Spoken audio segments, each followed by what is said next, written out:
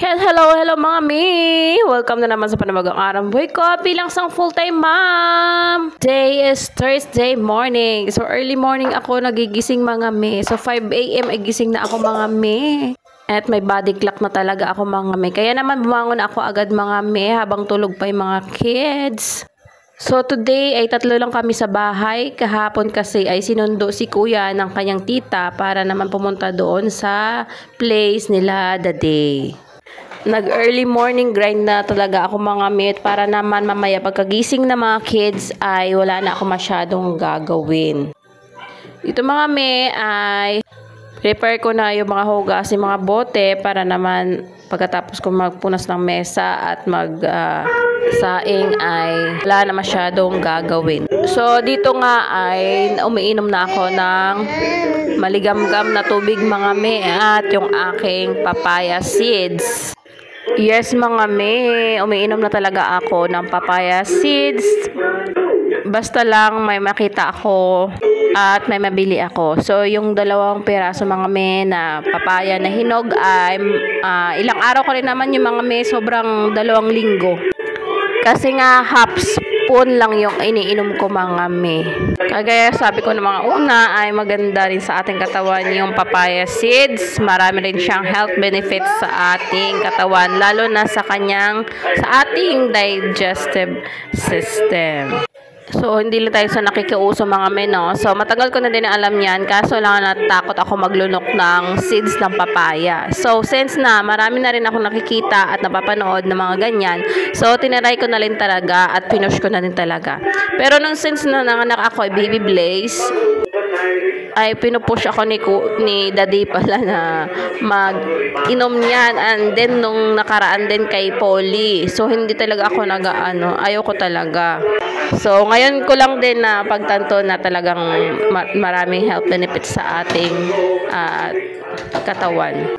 Isa na nga yun doon yung nakakapatay sa ng parasite sa ating mga bituka. So, yan ang gusto ko kasi nga medyo bloated ako mga mi. Alam nyo ba ngayon mga mi, hindi na ako bloated mga mi. Totoo yan.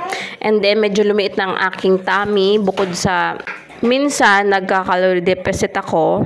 And dati ay nagtatali ako ng tela or bako sa aking tiyan kasi nga bloated ako mga mi para magdighay ako. Yan yung way na ginagawa ko. So ngayon, mga 2 buwan na siguro, hindi ko na yon ginagawa kasi nga hindi ko nararamdaman na bloated ako ngayon. At ayun nyo, para ka mabigat pa rin talaga yung tiyan nyo. Ngayon, hindi na talaga. Same naman yung pag-poop ko mga mi. Twice or once a day lang din. Pero magaan talaga sa pakiramdam mga mi. Parang magaan yung aking tummy. So, pag naubos na at wala ako nabila ng papaya seeds mga mi ay syempre stop muna. And saka na ako makabili ulit. Saka na naman ako inom. So, pwede naman kasi mag-rest tayo ng 1 week niyan or 4 days. Ganyan.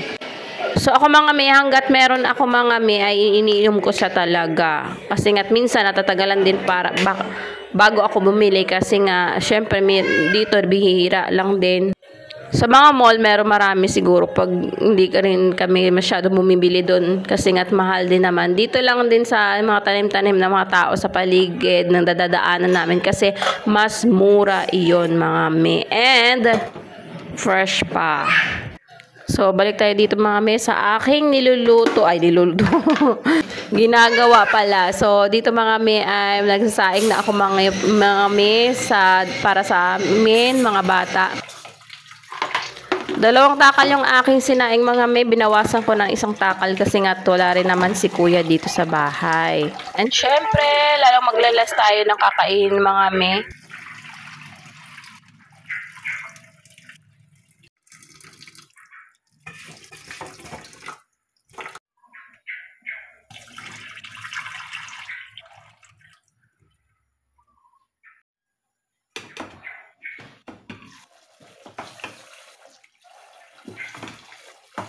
Ayun, kagabi pa lang mga mi ay iniisip ko na agad yung aking gagawin for today morning. Sabi ko nga, sana nga ay wag muna magising na maaga yung mga bata para naman ay magawa ko yung aking task for today morning. So, alam nyo naman mga mi at gagawin pa dito sa bahay. Ang dami pang ligpitin. Kaya naman, inuunti-unti ko na iyon mga me. Basta lang may time at free.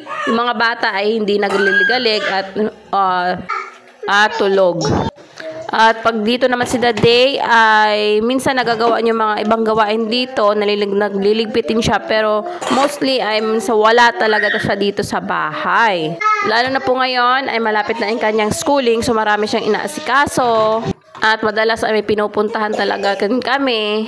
Kagaya po nung pagpunta namin ng Boracay, so prioritize talaga namin yung banding mga may para sa mga kids. Dahil nga alam nyo na 2 buwan na mawawala si Daday. Although minsan mauwi din naman siya pag Sunday or Saturday pag wala siyang pasok.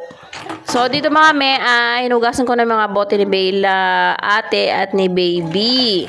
Para mamaya ay timplahan ko na lang silang dalawa. Mas gusto kasi nila ng mga may dumedede muna sa morning bago sila kumain. But once na inuuna mo yung sila pakainin, ay kumakain naman sila sa morning mga may, kaso nga lang kakaunti lang. Gusto kasi marami silang kakain sa morning. Para sa pagtanghali ay kahit late na sila kumain ng kanilang lunch. So, dito mga may ay nagwalis-walis na nga rin ako para naman malinis ang sahig mamaya pagkababa. Kahapon mga may naglampaso naman na ako. Pero mamaya din nalampasahon ko rin siya ulit. Hinahabol ko ngayon yung oras na habang tulog pa yung mga bata ay unti-untiin ko linis din sa likod namin mga may. Yung mga tambak na mga kahoy mga may. Separate ko yung iba na pwede pa namin magamit sa sunod at yung iba ay itatabi na lang para may, in case na may humingi ay bibigay ko. Kasi marami naman yung mga me. So nakatambak lang, kailangan natin linisin yung gilid. Baka anuhan tayo ng ahas mga me. Alam nyo naman. Yung aming gilid ay mga puno, mga masukal pa. So wala pang naglilinis. Wala nagpuputol ng mga damo-damo at mga kahoy na mga tumubo. Kaya medyo masukal ngayon. Pero mostly yan dati mga nakaraang taon ay nilinis yan. Pinagtatagbas nila yung mga puno na nagtutubuan, yung galing sa mga mahogani. Kasi alam niyo may mahogani tree mga may, pag na taglagas ay yung mga bunga niya nahuhulog at mabilis lang sila tumubo. Eh yan dumadami. So, mga yun yung mga excess na mga tumubo na mga kahoy yung pinagpuputol nila kasi nga para naman malinis tignan. So ngayon ay parang walang nagtatabas ngayon na mga sa likod. Mga damo-damo. Ayan, dito na nga ako dito sa sala mga may para magwalis-walis na nga rin. At kahit naman araw-araw at oras-oras tayo magwalis ay maraming alikabok mga may. Kaya kailangan sundin talaga kasi may mga bata naglalakad at walang tsinelas. So ako mga may ay talagang nagtsinelas ako kasi nga hindi na ako tagal na walang tsinelas dito sa loob ng bahay mga may, malamig at ewan ko, nasanay na ako magtsinelas sa loob ng bahay. So syempre yung tsinelas ko pang loob lang din ng bahay. Etong mga bata ay hindi pa nasanay, si kuya nagtsinelas na dito, si daddy hindi.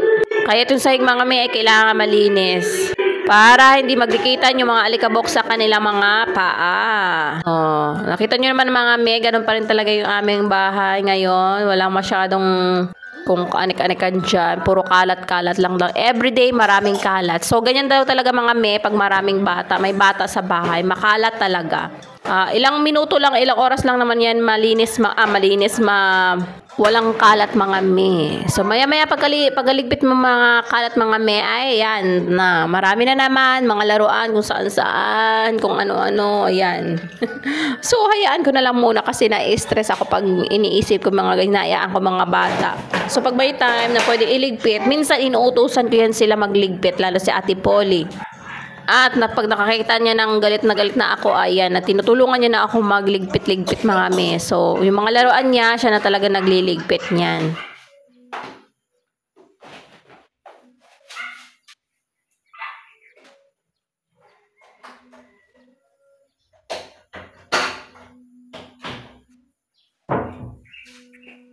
Ayan, at marami talagang alikabok mga me. O, di na nawala ng alikabok.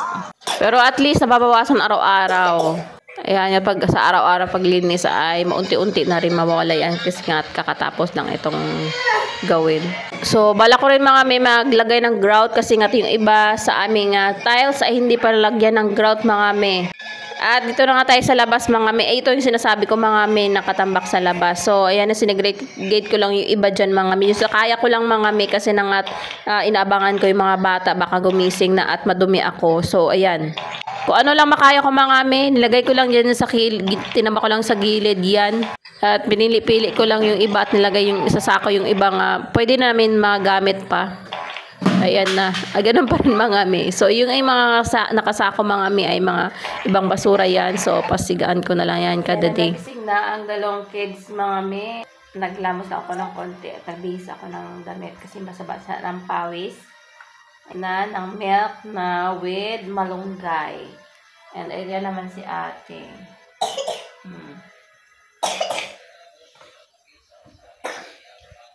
Then, after nito ay magluluto naman ng breakfast. So, maya-maya na kasi kakadede lang naman nila.